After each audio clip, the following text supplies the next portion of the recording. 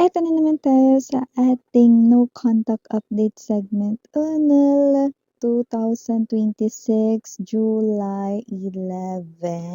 Ayan, no? So, bago natin no, banggitin at sabihin yung ating mga reminders, no, pwede mo muna i-pause ang video na ito for a while at isipin ng iyo ritong person, kung may specific person sa mind, at i-resume back mo na lang ang video reading na to once na done ka na. Okay, so reminders na tayo, no, wala tayong gender dito, ba lalaki, LGBT, and yes, no, hi sa ating mga bagong viewers, mini-miss yan. Returning Eastern buyers, thank you sa inyo, walang sawang love and support for me. Kung di pa alam, mayroon pa tayong isa pang channel, link down below lang sa ating description box. So if interested, just click that link para makarating kayo there. Everyday nag-upload tayo ng collective readings for all signs doon. At yun nga, kunin na natin no, ang real-time energies ng person mo. Maraming salamat po sa lahat. Thank you so much din, Archangel Michael, Guardian Angel Self-Collective. Ano po ang real-time energies ng person na to connecting kay collective? Is this person here still in love with collective? May remaining feelings ba kay collective? Iniisip pa po ba niya still sa kanyang mind si collective? Can you please show me this person's real-time energy? Please just take only what resonates, sweetheart. So, let's go. This person ay may energy ng Two of Fire.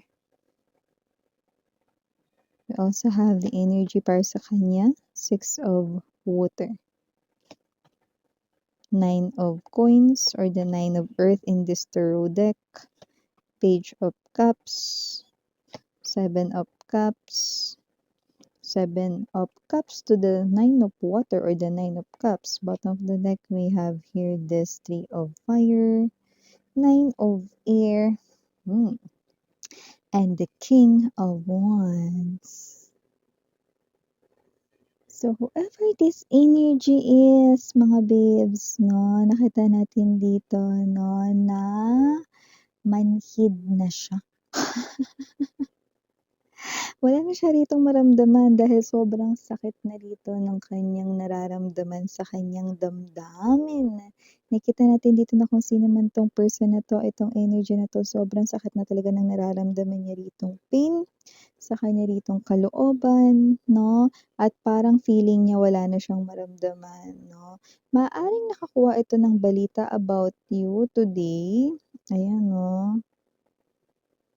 Na pwedeng ikinalungkot niya lalo. Okay? Yung iba doesn't have to be na, naku miss yun, wala pa naman ako ng boyfriend or wala pa naman akong girlfriend, so anong sinasabi niya, no? So, hindi ito tungkol doon. Pero yung iba siguro, yes. Pero meron ditong parang energy ng, kunwari, yung nabalitaan niya about you is wala pa siyang balita up until now. Yan. So, pwedeng ito ay energy ng pagkadismaya, lalo na kung hinahanap niya kayo at hindi kayo rito mahanap-hanap, no? Yung iba sa inyo parang pinagtataguan niyo siya na mahirap talaga hanapin kapagka hindi nagpapahanap. Pero ganun pa man, tinataguan mo man siya rito o hindi. Maaring one, okay, kaya mas lalo siya ritong nasasaktan kasi hanggang ngayon, pwedeng wala pa kayong communication, hindi pa rin niya alam kung nasaan ka. Pangalawa, baka yung iba sa inyo ay nalaman niyang may iba nang nagugustuhan, may bago na kayong crush, or yung iba naman nalaman rito na kayo ay nasa loob na ng relationship or baka ikinasal na nga. Kaya wala na siya ritong mailabas na sakit kasi everyday naman rito ay malungkot siya. Pero kasi nakita ko rito na itong person na 'to 'no, ay maaaring may energy rito na dahil sobrang sakit na ng mga nararamdaman niya rito 'no, sa pangungulila sa'yo 'no, kasi hiling niya 'to, eh.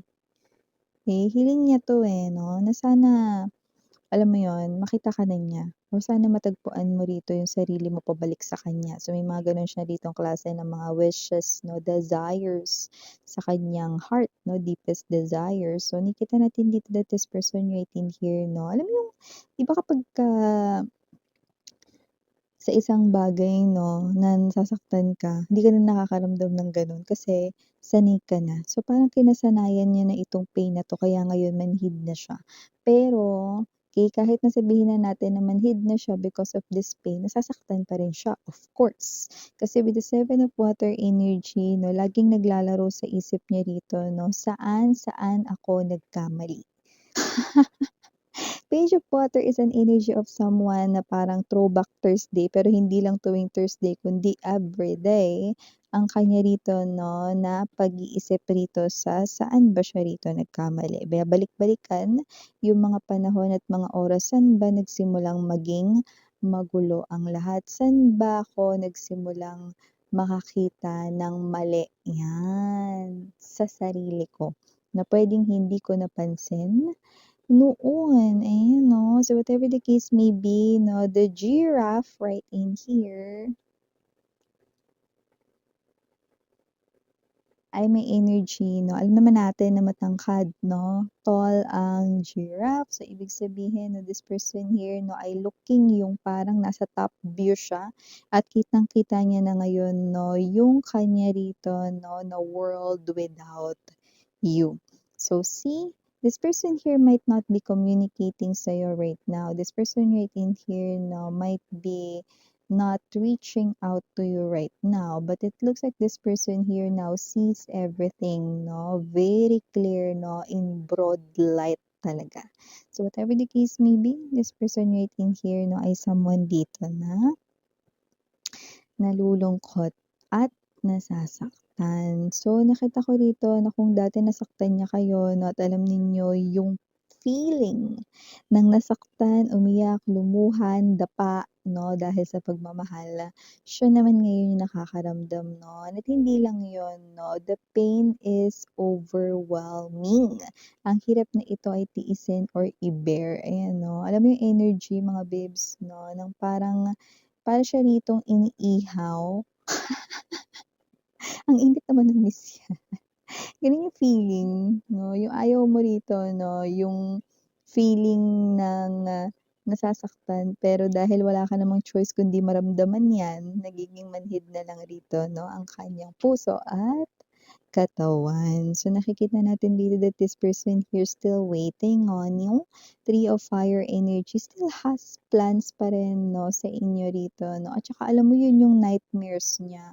Yung mga magaganda ninyong mga ala-ala, yun yung mga napapanaginipan niya, pero tinuturing niya yung nightmares, "Ay teka lang miss, yun sabi mo, nami-miss niya ako, sabi mo, gusto niyang bumalik ako sa buhay niya, sabi mo, nasasaktan siya kasi hindi kami ngayon okey or hindi kami nag-uusap." Oo nga, okey? Kasi yung mga panaginip niya magaganda, lahat yun masasaya 'no, na mga memories at moments ninyo together 'no. Kaya niya tinuturing na nightmare yun kasi paggising niya, wala na, parang bula na lang, 'di ba? So, parang sinasabi niya sa sarili niya, sana hindi yun na lang napanaginipan yun kasi masakit, eh.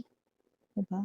Paggising mo nasa realidad ka na naman ng mundo, kung saan yung mundo na yun wala kayo, 'di ba? Hindi kayo kapiling niya, 'di ba? Wala kayo sa tabi niya 'no, puwedeng nasa piling na kayo ng iba o yung iba naman sa inyo naka-move on na pero you're still single now pero puwedeng may crush rin, ayan oh, puwede naman kasing sabay-sabay yun, eh. Yung naka-move on ka na tapos may crush ka lang, 'yan, oh, puwede yun dito. Yung iba naman dito may nanliligaw sa inyo pero hindi niyo pa sinasagot kasi puwedeng nandun pa kayo sa stage na kinikilala niyo pa yun, 'no? So, yung mga gano'ng klase ng energy. Iba naman sa inyo baka kinasal na kayo. So, nakikita ko rito 'no, na itong person na 'to 'no, ay somewhat dito 'no, namanhid na because of the pain. Kaya kung sino man 'tong energy na 'to 'no, with the Three of Fire, I do see that this person here will continue to be like this. Today, kung ano man yung nabalitaan niya rito 'no, kasi yung balita rito ay puwedeng wala pa siya ritong news about you. Puwedeng may nagsabi or tinanong niya mismo 'no na, "Uy, meron ka na bang balita kay Collective?" Ay wala pa, eh. So yun bagay na ikinalungkot niya kasi wala pa, 'di wala pa rito mangyayari, saan ka niya hahanapin 'no? Kasi hindi ka pa niya rito 'no, nakikita ulit na lalo na kung meron ditong pag-block sa lahat ng communications 'no, lahat ng daanan dito sarado 'no, hindi puwedeng mag-U-turn o hindi rin dito puwede mag-iba ng ruta, 'di ba? So, parang wala pa siyang mahanap na way. Walang contact number lalo 'pag nagpalit ka rito ng number. Nagpalit ka rin dito 'no, ng social media, yes, puwede din 'no. Iba naman baka blinak niyo siya sa social media and tinanggal niyo rin dito yung iba niya ritong mga friends na may kaugnayan sa kanya sa iyo. Yeah, mga gano'ng klase ng bagay 'no. So whatever the case may be, this person here nalulumbay siya sa gano'n, nasasaktan siya kasi parang mas lalo ritong pinagduduldulan mo sa mukha niya na wala na siya ritong kahit na anong karapatan na tumapak sa mundo mo. Yun, gano'n yung nararamdaman niya rito, Mars. Pero your feelings are all valid, alam niyo naman 'yan. Dito sa ating channel wala tayo ditong judge pero yun nga yung nakikita ko sa kanyang aurahan. Itong tao na 'to 'no ay may energy rito ng disappointed siya sa self niya at itong pain na ito ay feeling niya deserve niya rin naman na ma-experience. Hindi naman siya in denial dun, Miss Yan, hindi, 'no. With this 9 of air energy, nakikita ko rito 'no, na actually takot na siya ritong matulog 'no. Parang mas pinipili niya na lang rito mga babes 'no, na parang magpuyat 'no, at hindi matulog kasi nalulungkot lang siya kapagka magaganda ang panaginip niya with you, 'yan, oo. So, parang isa yung klase ng bangungot 'no, paggising na siya, baliktad, 'di ba? Kasi mas mahaba yung oras niya 'no, all throughout the day 'no, wala naman tayo ditong oras 'no, ibig sabihin dun sa oras na gising siya, maikli yung oras ng pagtulog niya na nakakasama niya kayo dun sa panaginip na yun 'no, kumpara dun sa buong araw niya kung saan siya ay gising or nagtatrabaho, may ibang ginagawa, wala kayo dun. 'Di ba? So, whatever the case may be, kung 4 na oras lang yung tulog niya, eh, di 4 na oras niya lang kayong kasama sa kanyang panaginip, 'di ba? Paggising niya, yun na, 'di ba? Kaya mas pinipili niya na sana 'wag niya na kayong mapanaginipan kasi baka ayaw niya ng gumising pa, yun. Naalala ko tuloy yung song na, ala-ala mo sa akin ay gumugulo, bakit di na lang bahawiin ang ano yun? Tu tudu sa aking puso, ano daw tudu? Di ko alam yung lyrics, yan 'no, basta naalala ko lang. Pero yes, ala-ala mo naman talaga yung nagre-resurface with this person here, and yes, this person here ay literally dreaming of you, yan. Okay?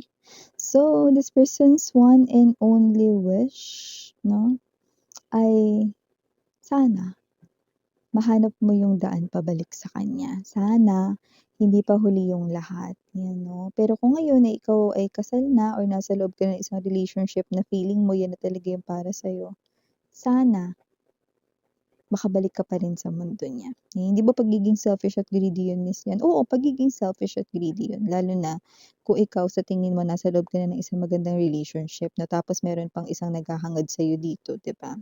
Pero nakikita ko na hindi niya yun dini-deny kasi you are such a great woman, you are such a great man 'no, na nakilala niya rito. Eva, 'yan, 'di ba? Ay. Tapos late na-realize, ay, go. Yan tuloy pinakawalan mo 'tong nakshis ko dito, eh, yan. Tapos ngayon hihinayang ka, ay go, okey. So initials na nakikita ko dito, we have capital letter F, capital letter E, someone's name could be Fed, just take only what's resonate here para sa'yo. Also have her capital letter M, capital letter U, capital letter T, capital letter Y, capital letter Q, and capital letter A. For small letters, we have I, B, D, S, K, G, B as in boy, and last but not the least, we have O. For maaaring ito ay dalawa pero maaaring hindi dikit. Just take only what resonates here, guys. And yes, no, ito yung nakikita ko dito ng mga mensahe here for you. And please do check out our other channel, Doll Name, which means Goddess of the Moon in Korean. So, thank you, mga bibs. No? Pwede rin kayo manood doon ng mga collective readings for all signs. You can also watch yung mga old natin na uploaded na video readings. No? Kasi kahit na super tagal niya nan, kung tinatawag ang inyong atensyon na isang old video reading, ibig sabihin yun pa lang yung right time na malaman mo ang mga mensaheng nakapaloob there. Alright, so, again, I'm Yuriana, only for the Gosingana, Duna for the bus, parang Hail of and Light, Yedra. Anyang.